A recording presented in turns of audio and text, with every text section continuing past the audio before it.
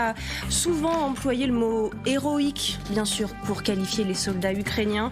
Eh bien, après la prise d'Avdivka par les Russes fin février, ils démontrent encore une fois qu'ils sont dignes de ce qualificatif et qu'ils ne sont pas prêts d'abandonner.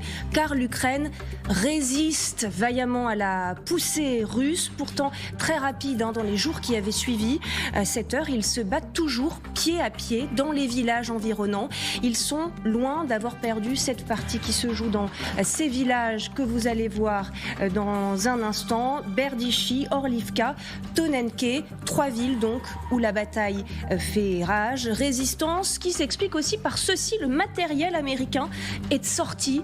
Oui, les chars Abrams notamment, on en a vu plusieurs sur le terrain. Bien sûr, ça a un coût aussi. On parle de 3 de ces chars qui auraient été détruits, mais le résultat est là. Les Russes n'auraient gagné en fait que 2 km carrés, et ce, bien sûr, avec un coût humain exorbitant.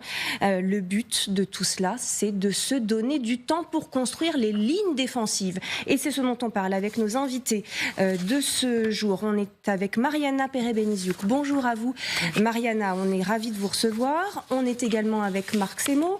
Bonjour Marc, journaliste spécialisé dans les questions internationales.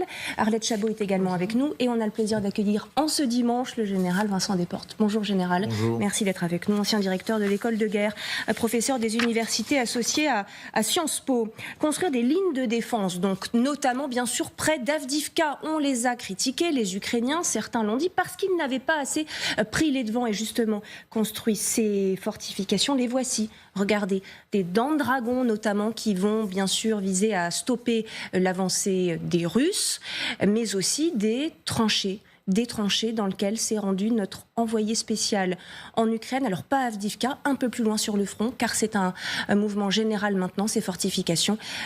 Solène Rioux, donc depuis ces tranchées en Ukraine. Pas de végétation sur ces talus de terre, c'est ce qui nous indique que ces tranchées sont fraîchement creusées. Des tranchées qui sont construites en zigzag, d'une profondeur d'1,80 m, 2 mètres. Pourtant, on est quand même à une 50aine de kilomètres de l'axe Liman-Kupiansk, particulièrement chaud, où de violents combats ont eu lieu au tout début de l'invasion avant que la zone ne soit reprise à l'automne 2022. Ça fait seulement une semaine ici que les agents de chantier sont à pied d'œuvre pour construire ces fosses, ces fortifications. Ici par exemple, ce trou permettra aux soldats ukrainiens de se cacher en cas d'avancée russe. Tout ça c'est neuf. Le long de la rivière, on a creusé de nouvelles lignes de défense à la place des anciennes. Et là-haut, on refait aussi les fortifications vétustes. Bien sûr que je suis inquiet. Qui veut qu'on se batte de nouveau ici? On ne peut pas laisser l'ennemi rentrer chez nous. Cet abri souterrain vient tout juste d'être creusé. Il y a quelques jours, lorsque nous sommes passés ici, il n'existait pas. Il a été renforcé au maximum avec des rondins de bois, des sacs de sable pour pouvoir résister aux bombardements russes. Grâce à ces fortifications, on va pouvoir se cacher en cas d'avancée russe. Plutôt que de devoir reculer encore plus loin, on pourra tenir nos positions ici.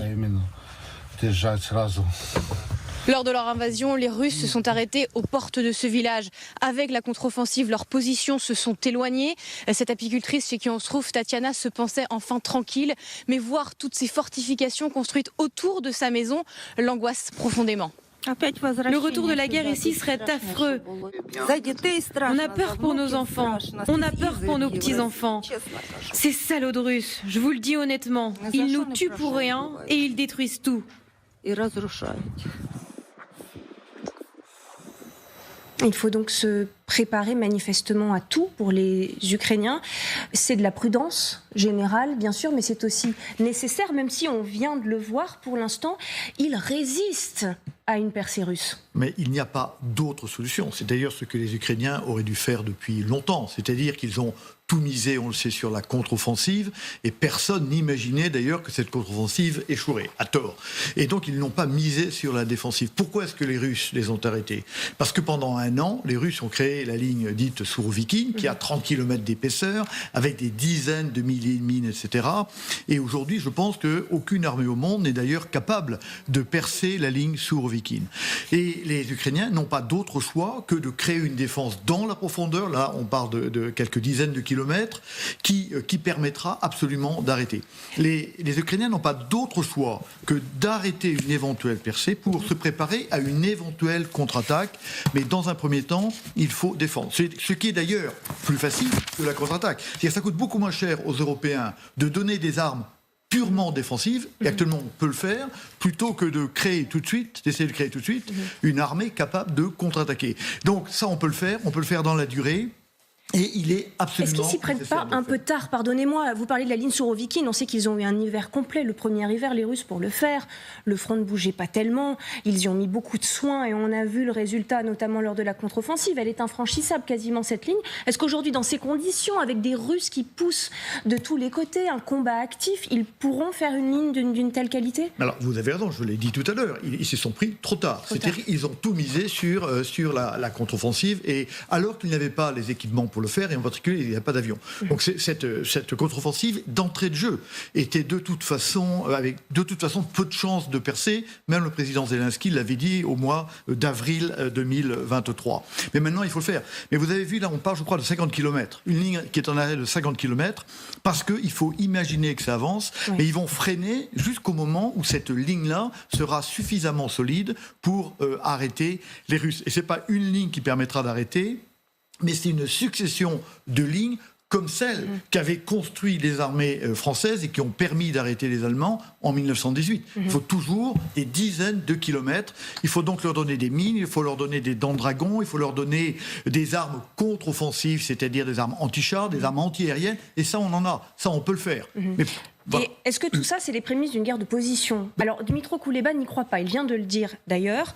Le conflit ne sera pas gelé, dit-il, parce que ce n'est pas ce que veulent les Russes. Je ne suis pas Einstein, dit-il. Je n'ai pas toutes les réponses. Je suis sûr qu'il n'y aura pas de conflit gelé en Ukraine. L'objectif de Poutine n'est pas celui-ci. Mais ça, c'est vrai que l'objectif de Poutine n'est pas un conflit gelé. L'objectif de Poutine est de gagner cette guerre et de prendre le maximum de territoire à l'Ukraine. Mais effectivement, cette ligne de défense, elle a été construite tard. Elle a été construite alors que pendant... Alors d'abord, il faut dire que pendant longtemps, les Ukrainiens pensaient qu'une ville comme Avdiivka, qui tenait depuis 2014, qui avait été prise par les séparatistes et reprise par les forces ukrainiennes, était déjà une ligne de défense extrêmement forte. Et d'ailleurs, les Russes, on l'a vu à Avdiivka, ont perdu, alors on ne sait pas, 16 000, 30 000 hommes pour des avancées minimes dans une bataille qui a duré des mois. Donc il est évident que les Ukrainiens, tout comme les Russes, savent extrêmement bien faire en défensive, et donc il faut maintenant qu'ils aient le temps de construire cette ligne. Ensuite, et là-dessus, Kuleba, le ministre des Affaires étrangères, a raison, les Ukrainiens ne voient pas ce conflit, eux non plus,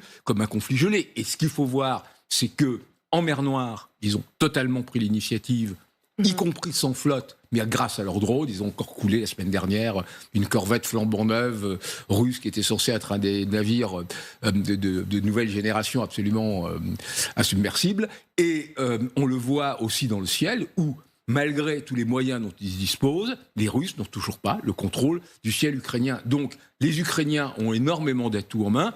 Toute la question maintenant, c'est de tenir pour les mois qui vont venir, parce que effectivement, cet été sera décisif. Ouais, tenir quelques mois, ça ne veut pas dire effectivement un front gelé. Mariana. Alors, je suis d'accord avec Marc dans le sens... Enfin, tout dépend de ce qu'on entend, ce qu'on comprend par front gelé. Je pense que l'objectif, en effet, est de tenir quelques mois, j'ai envie de dire, on ne sait pas, peut-être quelques mois, 6 mois, 8 mois, mais à terme, ça ne sera pas gelé, et on a des éléments, enfin, je veux dire, factuels qui nous prouvent que ce n'est pas le cas. Premièrement, on continue de demander certains types d'armes, ce qui indique qu'on continue de prévoir certaines opérations, et à un moment donné, il y a l'aviation qui arrivera. Nous savons que à la suite du sommet récent qui a eu lieu à l'Élysée, il y a une 9e coalition qui s'est formée à l'initiative de la présidence française pour les missiles à moyenne et longue portée. Cela en soi déjà indique pourquoi on a besoin de ce missile. Ces missiles-là, on a besoin pour une vraie offensive. Quand on a besoin, et quand on prévoit une offensive, c'est... Avant, il faut frapper en profondeur. Jusqu'à présent, l'Ukraine n'avait pas de quoi ou pas assez pour frapper en profondeur. Deuxième chose... On y reviendra à ces points pour 2024. Mais on entendait cette femme, cette apicultrice interviewée par Solène Rioux, qui voit déjà les Russes à ses portes. Enfin, c'est ça quand même aujourd'hui, la situation. C'est absolument terrible.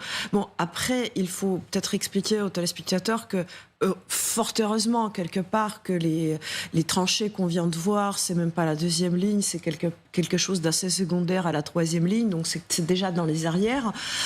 En cas où il faut être mobile, par exemple, il y a des combats où il faut se replier d'un endroit à l'autre, on sait que les Ukrainiens, ils ont des systèmes entiers de défense de ce genre, donc en espérant quand même qu'on n'y arrive pas. Après, Marc, il a expliqué très bien aussi, c'est que les Ukrainiens se sont fortifiés à Avdiivka depuis 10 ans, donc ils pensaient que ces fortifications tiendraient. C'est pour ça qu'on n'a pas surinvesti dans d'autres lignes. Il y a eu un défaut de planification quand même là. Alors moi, je ne vais pas vraiment vous répondre, sauf que d'abord, il faut saluer, je trouve, l'organisation, encore une fois, ukrainienne. C'est-à-dire, on mobilise tout le génie civil, tout ce qu'il peut y avoir comme matériel dans des entreprises qui viennent creuser ces tranchées. Il y a des opérations de levée de fonds aussi, appel aux dons, pour qu'ils puissent acheter aussi des engins et pratiquer ces trous et faire ces tranchées. Mais j'ai presque envie de poser une question au général. Si j'ai bien compris, le président Zelensky a demandé à son nouveau chef d'état-major d'établir une stratégie crédible pour 2024. Qu'est-ce que ça veut dire qu'est-ce qu'une stratégie crédible pour 2024 Eh bien, on en parlera. Je fais la liaison avec la suite.